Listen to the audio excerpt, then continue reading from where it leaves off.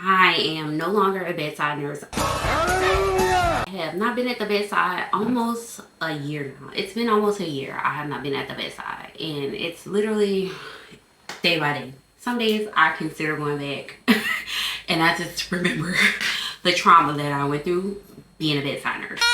I did my last contract in September of 2022 at the same hospital I currently am PRing at now.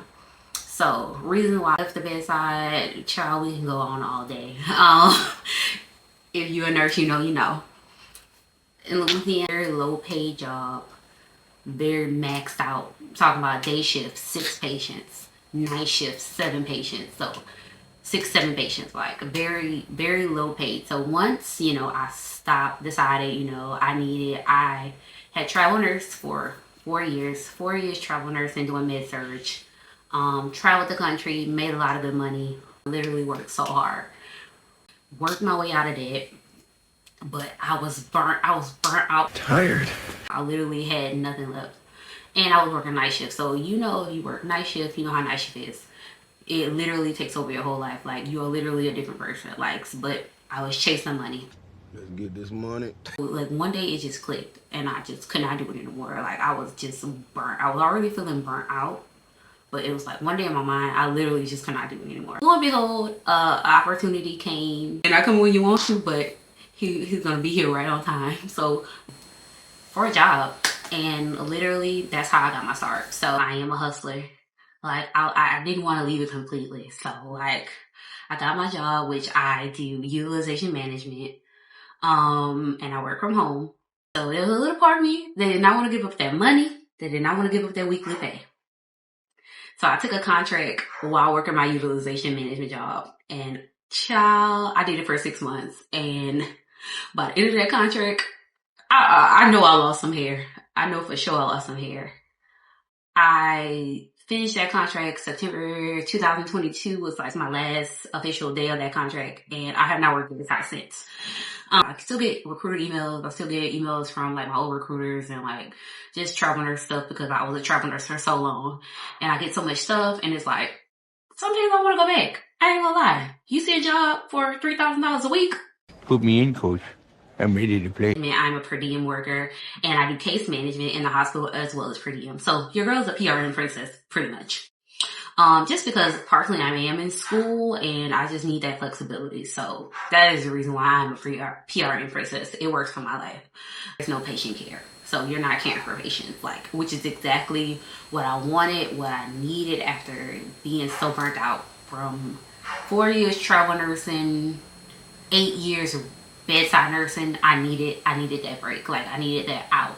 And what utilization management is, I feel like a lot of people don't know what utilization management is. It's primarily like we're reviewing things for medical necessity. So like you have an insurance company, you have a hospital, like they submit claims and there's a nurse or a medical provider, most likely is a nurse or a doctor, and they're reviewing those claims to see if they meet the medical necessities set by the body, the governing body, which may be Medicaid, Medicare, whatever insurance. So they're seeing if they meet that medical necessity. That's what I do.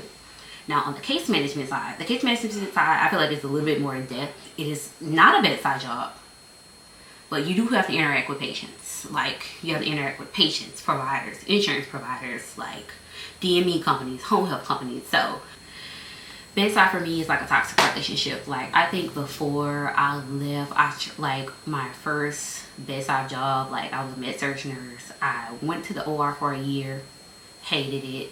And then I went back to the floor. Now I was on the floor for a little bit while, and then I think I got like I did home health for a year, and I was like, okay, this ain't it. And I went back to the floor. So I've always been back to bedside nursing. It's like a toxic relationship, but any nurse. And then with COVID, I left another specialty, and I went back to get the COVID money, like everybody else. And it was like a very toxic relationship. At this point in my life, 10 years of nursing, like, you can be a nurse and not work the bedside, not actually save people's life, but still help others. Like, I feel like the work that I do in the utilization management department, the case management department, it helps patients. So but just not so hands-on. And, you know, at this point in my life, you know, I want ease. I am an elder millennial. I want ease. So that's why where I am. But Bedside is like a toxic relationship. Me and my best friend, who is also a nurse, were discussing this, and she's like, it's like a toxic relationship. Like that boyfriend, I compared them to those travel nurse recruiters. They gonna keep calling you.